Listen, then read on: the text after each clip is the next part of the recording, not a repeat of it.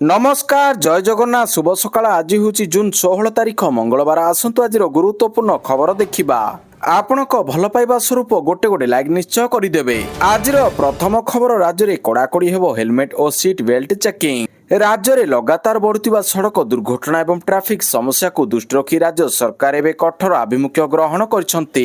आगामी दिन में ट्राफिक नियम उल्लंघनकारी विरोध में कड़ा कार्यानुष्ठान ग्रहण करा विशेषकर राजपथ और सहरांचल हेलमेट एवं सीट बेल्ट चेकिंग को अधिक कड़ाकड़ी करा निष्पत्ति होईछि। बारंबार सचेतनता सत्वे अनेक अमानिया गाड़ी चालक नियम मानु नथिबा सेमानक उपरे कटकणा लागू करा जायछि। एने राज्य परिवहन मंत्री विभूति भूषण जेना प्रतिक्रिया रखिछन्ति। से समस्त गाड़ी चालकंकु सुरक्षित भाव में जानवाहन चलाइबाकु निवेदन करिबा सह निजर तथा अन्यमानक जीवन प्रति विपद सृष्टि न करिबाकु परामर्श दैछन्ति। परवर्ती खबर छात्र छात्रींक पई गणशिक्षा मंत्रींक बड़ सूचना आसंता 18 तारिख रे खोलिबो स्कूल 18 रे खोलिबो स्कूल। राज्य रे प्रबल ग्रीष्म प्रवाह जोगु स्कूल छुट्टी अवधि बढ़िबो कि नाही से नै द्वंद्व देखा देइथिला। तेबे याहारी भितरे ग्रीष्म छुट्टी पर स्कूल खोलिबाको अपेक्षा करिथिबा छात्र छात्री अभिभावक पई बड़ खबर।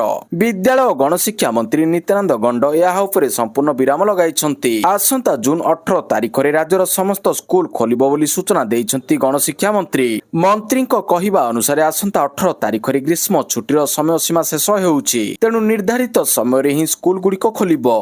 एबे आगको जदि असह्य गरम हुए परिस्थिति को देखि परवर्ती समय विचार करा जिवो, किंतु वर्तमान सुधा छुट्टी बढ़ाइबा नहीं सेमिति कौनसी अलग निष्पत्ति होई नाही। परवर्ती खबर सुप्रीम कोर्ट रे अनुभव वर्षा विवाद अनुभव आवेदन उपरे सरकार को नोटिस। अनुभव वर्षा विवाद मामला रे सुप्रीम कोर्ट को बड़ निर्देश। पूर्वतन सांसदों आवेदन उपरे जवाब मागिले सर्वोच्च अदालत। वर्षा निर्यातना मामला रद्द करने को होइथिला आवेदन। हॉलीवुड अभिनेता तथा पूर्वतन सांसद अनुभव महांती एवं वर्षा प्रियदर्शनी मध्य चलिथिबा हाई प्रोफाइल पारिवारिक विवाद एवं सुप्रीम कोर्ट रे पहुंची। मामलार शुणाणी करी ओडिशा सरकार को नोटिस जारी करिसेंति सुप्रीम कोर्ट। वर्षा द्वारा रुजु होइतिबा आपराधिक मामला को रद्द करबा पई अनुभव करथिबा आवेदन उपरे कोर्ट जवाब तलब करिसेंति। परवर्ती खबर बदलिबो Khordha bus stand रूपरेख। बदलिबाकु जाउछि Khordha bus stand रूपरेख नुआ रूप पाइबो खोर्धा बस स्टैंड। अटल बस स्टैंड पई बाजिला मोहर।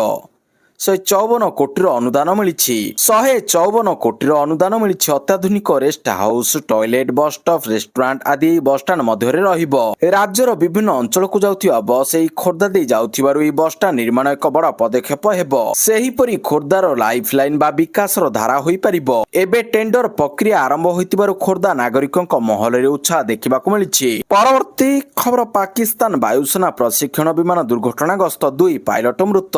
पाकिस्तान वायुसेना प्रशिक्षण विमान सोमवार खाइबर पखतुआ प्रदेश मर्दान रे दुर्घटनाग्रस्त होइछि। विमान रे थिबा उभय पायलटक मृत्यु होइतिबा पाकिस्तान सेना पक्षरु कहा जाउछि। नियमित रूटीन उड़ान बेले वायुसेना विमान दुर्घटनाग्रस्त होइतिला। सेना मृतकंकु पाकिस्तान वायुसेनार फ्लाइट लेफ्टिनेंट मोहम्मद कासिम अब्दुल्ला और पाकिस्तान नौसेनार लेफ्टिनेंट ताहा आवासी भाव में चिन्हट करिछि। परवर्ती खबर रथयात्रा पूर्व एक्शन मोड रे पुरी पुलिस 24 घंटा रे 23 अभियुक्त गिरफ। पुरी सहर को क्राइम फ्री पाई बड़ पदक्षेप।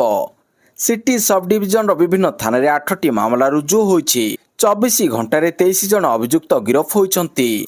अभियुक्तଙ୍କ नारे एकाधिक मामला रहिछि। अभियुक्तଙ୍କ ठारू खंडा चोरी लुहा रड कोरेक्स बोतल मद जबत होइछि। समस्त अभियुक्तଙ୍କୁ गिरफ करी कोर्ट चालान करा जाइछि। पुरी एसपी प्रतीक सिंह एने सूचना दैछन्ति। रथयात्रा को दृष्टि रखी Puri police clean seat drive को जोरदार करिछि। परवर्ती खबर आ पेट्रोल डीजेल गाड़ी किनिबे नाही राज्य सरकार। ओडिशा सरकार सरकारी कार्य पई नूतन पेट्रोल एवं डीजेल गाड़ी किनिबा उपरे कटकणा लगाइछन्ति। मुख्यमंत्री मोहन चरण माझी को निर्देश क्रमे ऑफिशियल व्यवहार पई केवल इलेक्ट्रिक जान ईवी क्रय को बाध्यतामूलक करा जाइछि। एणिके पेट्रोल डीजेल गाड़ी किनिबे नाही राज्य सरकार। एपरी सूचना देइछन्ति राज्य परिवहन मंत्री विभूति भूषण जेना। मंत्री कहिबा अनुसार तैल खर्च 10% कमाइबाकू सरकारी अधिकारी को निर्देश दिया जाइछि। ईवी गाड़ी व्यवहार पई विभाग पक्षरु प्रोत्साहन राशि दिया जाउछि। परवर्ती खबर ब्रिटेन रे 16 वर्षरु कम वयस्क पिलामानक पई सोशल मीडिया ब्यान। प्रधानमंत्री स्टारमरक बड़ घोषणा। सोशल मीडिया मना। पिलांक मानसिक एवं सामाजिक सुस्थता संपर्क में बढ़ुवा चिंता मध्य यूके सरकार एक बड़ निष्पत्ति नेबाकू जाउछन्ति। ब्रिटिश प्रधानमंत्री कीर स्टारमर घोषणा करिसन्ति जे 16 वर्षरु कम बयसर पिलामानक पई सोशल मीडिया प्लेटफॉर्म पर प्रतिबंधक लगाजिबो। ସରକାର ବିଶ୍ୱାସ କରନ୍ତି ଯେ ଏହି ପଦକ୍ଷେପ ପିଲାମାନଙ୍କୁ ଅନଲାଇନ ଜଗତର ନକାରାତ୍ମକ ପ୍ରଭାବରୁ ରକ୍ଷା କରିବା ପାଇଁ ଅତ୍ୟାବଶ୍ୟକ। ପରବର୍ତ୍ତୀ ଖବର ସୋମନାଥ ସ୍ୱାଭିମାନ ଯାତ୍ରାର ଶୁଭାରମ୍ଭ 1100ରୁ ଅଧିକ ଶ୍ରଦ୍ଧାଳୁଙ୍କୁ ନେଇ ଗୁଜରାଟ ଅଭିମୁଖେ ସ୍ୱତନ୍ତ୍ର ଟ୍ରେନ୍। ସୋମନାଥ ଧାମ ଅଭିମୁଖେ ସ୍ୱତନ୍ତ୍ର ଟ୍ରେନ୍ ଓଡ଼ିଶାର ସାଂସ୍କୃତିକ ଆଧ୍ୟାତ୍ମିକ ଇତିହାସରେ ଏକ ନୂତନ ସ୍ୱର୍ଣ୍ଣିମ ଅଧ୍ୟାୟ ଯୋଡ଼ି ହୋଇଯାଇଛି। ମୁଖ୍ୟମନ୍ତ୍ରୀ ମୋହନ ଚରଣ ମାଝୀ ଭୁବନେଶ୍ୱରଠାରେ ଆନୁଷ୍ଠାନିକ ଭାବରେ ଐତିହାସିକ ସୋମନାଥ ସ୍ୱାଭିମାନ ଯାତ୍ରା 2026ର ଶୁଭାରମ୍ଭ କରିଛନ୍ତି। ଓଡ଼ିଶାର ପ୍ରାୟ 1100ରୁ ଅଧିକ ଭକ୍ତଙ୍କୁ ନେଇ ଗୁଜରାଟର ପବିତ୍ର ପ୍ରଭାସ ପଟଣା ସ୍ଥିତ ପ୍ରଭୁ ସୋମନାଥଙ୍କ ଧାମ ଅଭିମୁଖେ ଯାତ୍ରା କରିବାକୁ ଥିବା ଏହି ସ୍ୱତନ୍ତ୍ର ଟ୍ରେନ୍କୁ ମୁଖ୍ୟମନ୍ତ୍ରୀ ସବୁଜ ପତାକା ଦେଖାଇ ତୀର୍ଥ ଯାତ୍ରାର ଶୁଭାରମ୍ଭ କରିଛନ୍ତି। ପରବର୍ତ୍ତୀ ଖବର ଯୁଦ୍ଧ ଥମିବ, ଶାନ୍ତି ଫେରିବ। ହରମୁଜ ଖୋଲିଲେ ଭାରତରେ ଶସ୍ତା ହେବ ତେଲ। ଆମେରିକା ଇରାନ ଚୁକ୍ତି ଘୋଷଣା ହେବା ମାତ୍ରେ ଅଶୋଧିତ ତେଲ ମୂଲ୍ୟରେ ବଡ଼ ଧରଣର ହ୍ରାସ ଘଟିଛି। ସୋମବାର ପ୍ରାରମ୍ଭିକ କାରବାର ସମୟରେ ଅନ୍ତର୍ଜାତୀୟ ସ୍ତରରେ ଅଶୋଧିତ ତେଲ ଦର 4% ଅଧିକ ହ୍ରାସ ପାଇଛି। ଏବେ ଦେଖିବାକୁ ବାକି ରହିଲା କେନ୍ଦ୍ର ସରକାର ପେଟ୍ରୋଲ ଏବଂ ଡିଜେଲ ଦାମ କମ୍ କରି ଭାରତର ସାଧାରଣ ଜନତାଙ୍କୁ କେବେ ସୁଦ୍ଧା ଆଶ୍ୱସ୍ତି ଦେଉଛନ୍ତି। ମଧ୍ୟପ୍ରାଚ୍ୟ ଉପରୁ ଯୁଦ୍ଧର ବାଦଲ ହଟିବା ଖବର ଆସିବା ମାତ୍ରେ ଉପସାଗରୀୟ ଦେଶରୁ ଆମଦାନୀ ତୈଳ 4% ଅଧିକ ହ୍ରାସ ପାଇଛି। ବ୍ୟାରେଲ ପିଛା ପ୍ରାୟ $83.75କୁ ଚାଲି ଆସିଛି। ପରବର୍ତ୍ତୀ ଖବର ଜୁନ୍ 20ରେ ଓଡ଼ିଶା ଆସୁଛନ୍ତି ପ୍ରଧାନମନ୍ତ୍ରୀ ମୋଦି। ରାଷ୍ଟ୍ରପତିଙ୍କ ଗାଁ କରିବେ ପରିଦର୍ଶନ। ରାଜ୍ୟରେ ବିଜେପି ସରକାର 2 ବର୍ଷ ପୂର୍ତ୍ତି ଅବସରରେ ଓଡ଼ିଶା ଆସୁଛନ୍ତି ପ୍ରଧାନମନ୍ତ୍ରୀ ନରେନ୍ଦ୍ର ମୋଦି। ଜୁନ୍ 20ରେ ପ୍ରଧାନମନ୍ତ୍ରୀ ନରେନ୍ଦ୍ର ମୋଦି ମୟୂରଭଞ୍ଜ ଜିଲ୍ଲା ଗସ୍ତରେ ଆସିବେ। ଦିନ 11:05ରେ ମୟୂରଭଞ୍ଜର ପାହାଡ଼ପୁରରେ ହେଲିପ୍ୟାଡରେ ଅବତରଣ କରିବେ ମୋଦି। ସେଠାରୁ ଦେଶର ମହାମହିମ ରାଷ୍ଟ୍ରପତି ଦ୍ରୌପଦୀ ମୁର୍ମୁଙ୍କ ଗାଁ ପରିଦର୍ଶନରେ ଯିବେ। ପରବର୍ତ୍ତୀ ଖବର ସୁପ୍ରିମକୋର୍ଟକୁ ପହଞ୍ଚିଲା ଅଯୋଧ୍ୟା ରାମ ମନ୍ଦିର ଦାନ ଚୋରି। ଏଫ୍ଆଇଆର୍ ଆଦେଶ, କୋର୍ଟଙ୍କ ଦେଖରେଖରେ ତଦନ୍ତ ଦାବି। ଏସ୍ଆଇଟି ଯଥେଷ୍ଟ ନୁହେଁ, ହସ୍ତକ୍ଷେପ କରନ୍ତୁ ସୁପ୍ରିମକୋର୍ଟ। ସିବିଆଇ ଭଳି କୌଣସି ବଡ଼ ଯାଞ୍ଚ ଏଜେନ୍ସିଙ୍କ ଦ୍ୱାରା ସ୍ୱତନ୍ତ୍ର ତଦନ୍ତ ନିର୍ଦ୍ଦେଶ ଦେବାକୁ ବିଚାର କରନ୍ତୁ। ଔପଚାରିକ ଯାଞ୍ଚ ଏଫ୍ଆଇଆର୍ ହୋଇନଥିବାରୁ ଏହି ମାମଲାରେ ସଂସ୍ଥାଗତ ପ୍ରକ୍ରିୟାକୁ ନେଇ ପ୍ରଶ୍ନ ଉଠୁଛି। ଶ୍ରୀରାମ ଜନ୍ମଭୂମି ମନ୍ଦିରକୁ ଦିଆଯାଇଥିବା ଦାନ ସମ୍ପର୍କିତ ମାମଲା ସାଧାରଣ ଆର୍ଥିକ ହେରଫେର ଭଳି ଲାଗୁଛି। ମାମଲାର ତଦନ୍ତ ପାଇଁ ରାଜ୍ୟ ସରକାରଙ୍କ ଦ୍ୱାରା ଗଠିତ ଏସ୍ଆଇଟି ଯଥେଷ୍ଟ ନୁହେଁ। ଅଯୋଧ୍ୟା ଶ୍ରୀରାମ ମନ୍ଦିର ଦାନ ହଡପ ମାମଲା ଶେଷରେ ସୁପ୍ରିମକୋର୍ଟକୁ ପହଞ୍ଚିଛି।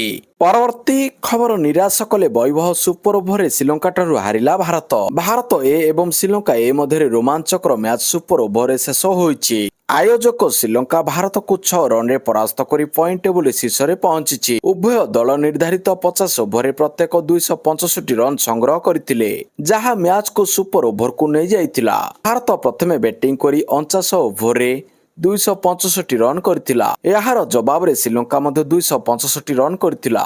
ଏହାପରେ ଅମ୍ପାୟାର ଏବଂ ଭାରତୀୟ ଟିମ୍ ଅଧିନାୟକ ତିଲକ ବର୍ମାଙ୍କ ମଧ୍ୟରେ ସୁପର ଓଭରକୁ ନେଇ ଆଲୋଚନା ହୋଇଥିଲା। ବ୍ୟାଡ୍ ଲାଇଟ୍ ଯୋଗୁଁ ଅମ୍ପାୟାର ପ୍ରଥମେ ମ୍ୟାଚକୁ ଟାଇ ରଖିବା ଉପରେ ଜୋର ଦେଇଥିଲେ, କିନ୍ତୁ କିଛି ସମୟ ପରେ ଅମ୍ପାୟାର ସୁପର ଓଭର ପାଇଁ ରାଜି ହୋଇଥିଲେ। ସୁପର ଓଭରରେ ଶ୍ରୀଲଙ୍କା ଟିମ୍ 17 ରନ୍ ଟାର୍ଗେଟ ଦେଇଥିଲା, କିନ୍ତୁ ଭାରତୀୟ ଟିମ୍ ମାତ୍ର 9 ରନ୍ କରିବାରେ ସକ୍ଷମ ହୋଇଥିଲା। ପରବର୍ତ୍ତୀ ଖବର ଦୀଘାରୁ ହଟିଲା ଧାମ ଶବ୍ଦ, ମୁଖ୍ୟମନ୍ତ୍ରୀଙ୍କୁ ଗଣ ସମ୍ବର୍ଦ୍ଧନା।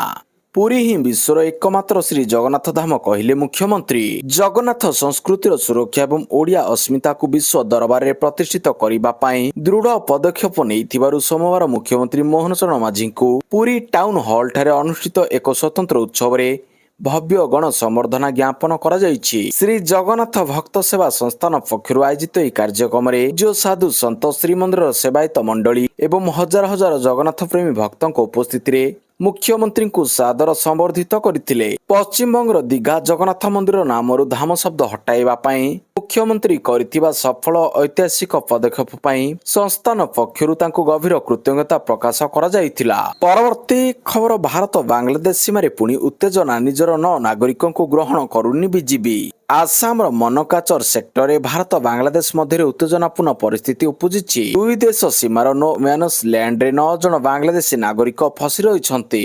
ବର୍ଡର ଗାର୍ଡ ବାଂଲାଦେଶ ବିଜିବି ସେମାନଙ୍କୁ ଦେଶକୁ ଫେରାଇ ନେବାକୁ ମନା କରୁଛି। ଏହି ସମସ୍ୟାର ସମାଧାନ ନିମନ୍ତେ ଭାରତର ବର୍ଡର ସିକ୍ୟୁରିଟି ଫୋର୍ସ ବିଏସ୍ଏଫ୍ ଓ ବିଜିବି ମଧ୍ୟରେ ଫ୍ଲାଗ ମିଟିଂ ପରେ ଫ୍ଲାଗ ମିଟିଂ ଅନୁଷ୍ଠିତ ହେଉଛି।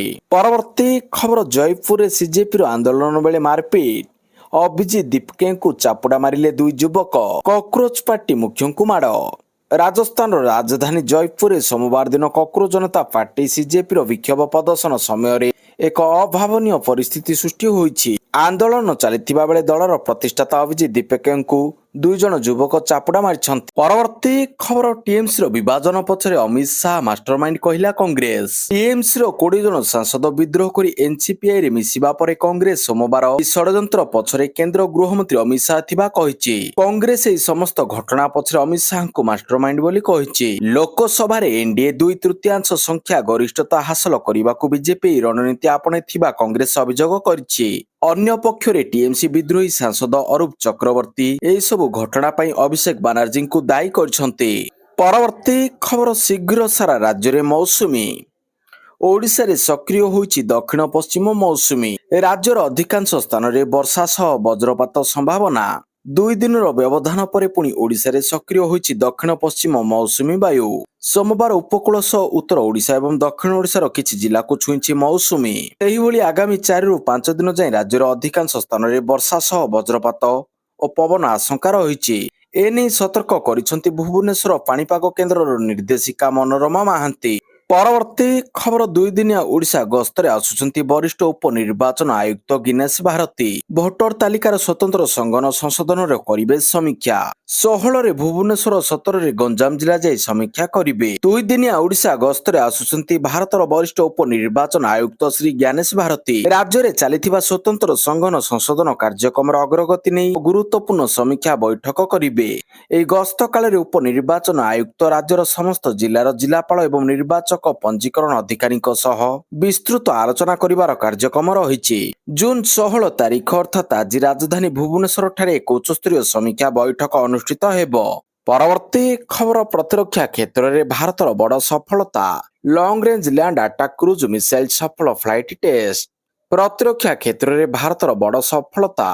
ଓଡ଼ିଶା ମାଟିରୁ ସଫଳ ପରୀକ୍ଷଣ, କ୍ରୁଜ୍ ମିସାଇଲର ସଫଳ ଫ୍ଲାଇଟ୍ ଟେଷ୍ଟ। ଭାରତୀୟ ପ୍ରତିରକ୍ଷା ଗବେଷଣା ଓ ବିକାଶ ସଂଗଠନ ପକ୍ଷରୁ ଭଦ୍ରକ ଧାମରା ସ୍ଥିତ ଏପିଜେ ଅବଦୁଲ କଲାମ ଦ୍ୱୀପରୁ ସମ୍ପୂର୍ଣ୍ଣ ସ୍ୱଦେଶୀ ଜ୍ଞାନକୌଶଳରେ ନିର୍ମିତ long range land attack cruise ମିସାଇଲର ସଫଳ ଫ୍ଲାଇଟ୍ ଟେଷ୍ଟ କରାଯାଇଛି। ଏହି ପରୀକ୍ଷଣ ସମୟରେ ମିସାଇଲ ତାର ସମସ୍ତ ଗୁରୁତ୍ୱପୂର୍ଣ୍ଣ ଲକ୍ଷ୍ୟ ହାସଲ କରିବା ସହ ଅତ୍ୟାଧୁନିକ ପ୍ରଯୁକ୍ତିବିଦ୍ୟାର ସଫଳ ପ୍ରଦର୍ଶନ କରିଛି। ଏହା ଭାରତର ଦୂରଗାମୀ ସଠିକ ଆକ୍ରମଣ କ୍ଷମତାକୁ ଆହୁରି ମଜବୁତ କରିଛି। ପରବର୍ତ୍ତୀ ଖବର ଚାମେଲିଙ୍କୁ ଭେଟିଲେ ସୋଫିଆ। ମହାକାଳପଡ଼ା ବ୍ଲକ ତିଖିରି ଗ୍ରାମ ପଞ୍ଚାୟତ ସରପଞ୍ଚ ଚାମେଲି ଓଝା ଅସୁସ୍ଥ ହୋଇ ବର୍ତ୍ତମାନ ସେ କେନ୍ଦ୍ରାପଡ଼ା ଜିଲ୍ଲା ମୁଖ୍ୟ ଚିକିତ୍ସାଳୟରେ ଭର୍ତ୍ତି ହୋଇ ଚିକିତ୍ସିତ ହେଉଛନ୍ତି। କଟକ ବିଧାୟିକା ସୋଫିଆ ଫିରଦୋଷ ଡାକ୍ତରଖାନାରେ ପହଞ୍ଚି ସରପଞ୍ଚ ଚାମେଲି ଓଝାଙ୍କୁ ଭେଟିବା ସହ ତାଙ୍କ ସ୍ୱାସ୍ଥ୍ୟ ଅବସ୍ଥା ସମ୍ପର୍କରେ ପଚାରି ବୁଝିଛନ୍ତି। ପରବର୍ତ୍ତୀ ଖବର ରାୟଗଡ଼ା ପୋଲିସ ପକ୍ଷରୁ ବିପୁଳ ପରିମାଣର ମାଓ ସାମଗ୍ରୀ ଜବତ। ରାୟଗଡ଼ା ଆମ୍ବାଦୋଳା ଥାନା ଅନ୍ତର୍ଗତ ଢେପାଗୁଡ଼ା ସଂରକ୍ଷିତ ଜଙ୍ଗଲ ଅଞ୍ଚଳରୁ ରାୟଗଡ଼ା ପୋଲିସ ପକ୍ଷରୁ ବିପୁଳ ପରିମାଣର ମାଓ ସାମଗ୍ରୀ ଜବତ କରାଯାଇଛି। ଡିଭିଏଫ୍ ଓ ଏସଓଜି ଯବାନଙ୍କ ସର୍ଚ୍ଚ ଅପରେସନ ପରେ ଉକ୍ତ ଅଞ୍ଚଳରୁ ମାଓବାଦୀମାନେ ବ୍ୟବହାର କରୁଥିବା ଗୋଟିଏ ବନ୍ଧୁକ, 37ଟି ଅଫୁଟା ଗୁଳି, 10ଟି କେଟ୍ରିଜ, ଗୋଟିଏ ମେଗାଜିନ୍, 5 ବେଣ୍ଡେଲ କାଡେକ୍ସ ୱାଇର ସମେତ ମାଓବାଦୀମାନେ ନିତ୍ୟ ବ୍ୟବହାର କରୁଥିବା ଅନ୍ୟାନ୍ୟ ସାମଗ୍ରୀ ଗୁଡ଼ିକୁ ଜବତ କରାଯାଇଛି।